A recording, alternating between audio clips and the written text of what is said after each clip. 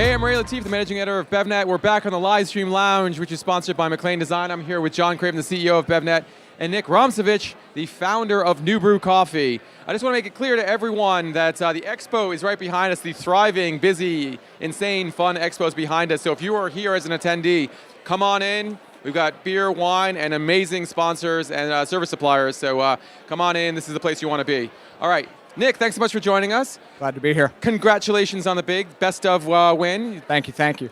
Best Packaging Design of 2015 as awarded by BevNet to NuBru Coffee. Yeah, no, great honor. So excited to be here, and again, thank you. So tell us a little bit about NuBru. I mean, it's an HPP cold brew coffee. Not a lot of those out there. In fact, you're the only one that I know of, I think, aside from ones that include coffee in the formulation, but yours is strictly coffee.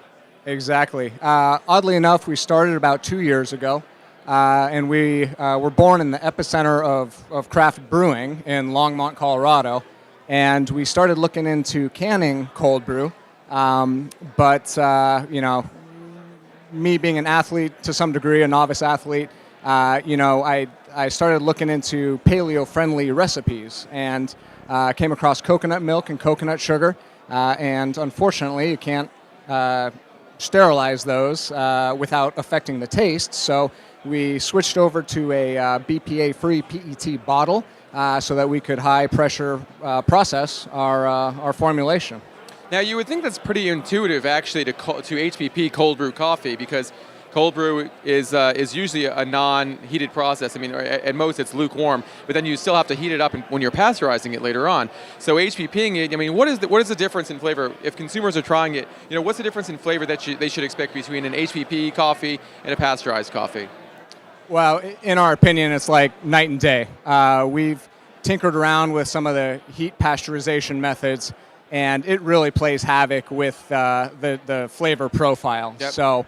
As much as we, you know, like to knock down the cost of making the coffee, we want to be true to our you know, mission and our core value, which is creating great tasting, refreshing coffee. So we think it's well worth the HPP sterilization process, for lack of a better term, because it preserves the flavor and it gives you a really long shelf life. We find the other glass bottled and other, you know, forms of cold brew coffee, you know, they kind of become sour and skunky, which defeats the purpose of cold brewing. You know, cold brewing, our coffee never gets above, you know, room temperature during its entire life cycle, unless you heat it up in the microwave. So I wanted to stay true to that. Yeah, John, I know you had some questions. Sure. Thanks, Ray. Oh, sorry. I'm hogging all the time here. I can't help it. Hey, it's your show. I'm a stage hog. No, I guess I'm curious, you know, this morning we heard from Stumptown as, you know, I guess at this point, one of the, you know, bigger cold brew players out there, and someone who's paving the way for, you know, the category. What's it like for someone like yourself who's, you know, still somewhat of a startup? You know, kind of give us your sense of the market and just the opportunity that's out there. Yeah, the way we approach it is that we're going to stay true to our roots and to our core, and we welcome Stumptown kind of doing a lot of the trailblazing for us. We like to see Starbucks doing cold brew as well, because it educates people about the category and the benefits of cold brew.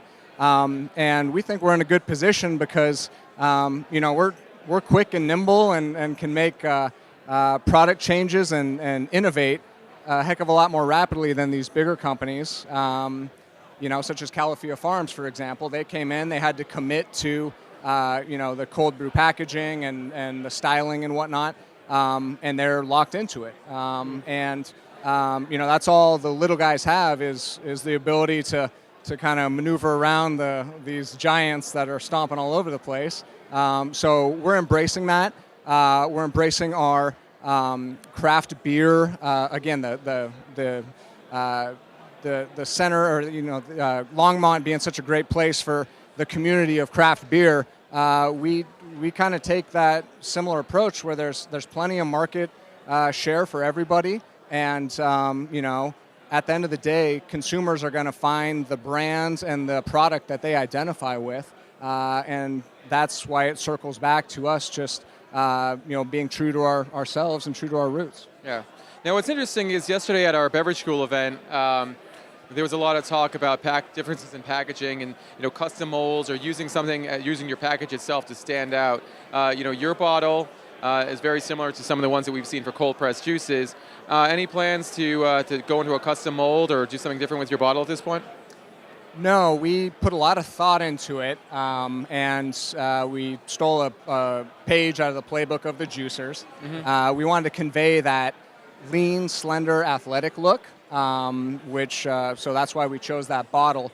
And we wanted a wide mouth, resealable cap. So, again, we want people to trust their energy and not worry about having to chug a shady energy drink before they go off on a run, or sleep-deprived parents that stock their fridge full of those energy drinks. We want to provide that trusted energy source to these people, and we want to convey that this is the choice of athletes who want the energy without all the baggage that comes along with it, with the chemicals and additives and whatnot. Yeah, I mean, it's really interesting you bring that up, because efficacy is one of those things that for cold brew coffee is something that even goes beyond regular coffee. See, people seem to really say, look, this is a caffeinated boost that I don't even get with regular coffee.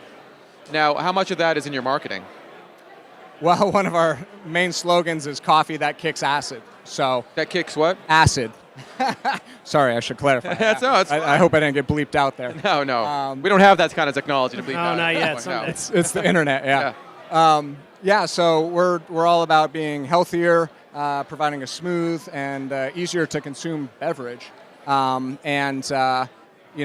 Coffee's great, but we call it fast coffee. It's the American way. You want your caffeine and you want it now, and that's what hot coffee's good at. And that's why you have to use 200-degree Fahrenheit water, is to activate the caffeine. But the side effects are that you activate a lot of the acids, oils, and chemicals, which leads to it being bitter.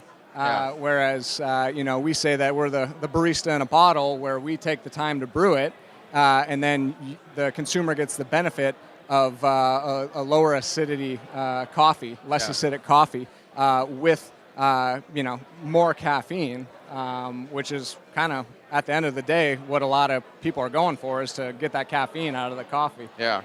Well, it's been a big year for cold brew coffee, big year for NuBru. Can't wait to see what comes out in 2016. We got a lot of tricks up our sleeve. Outstanding. Thanks so much, Nick. Really appreciate it. Thanks.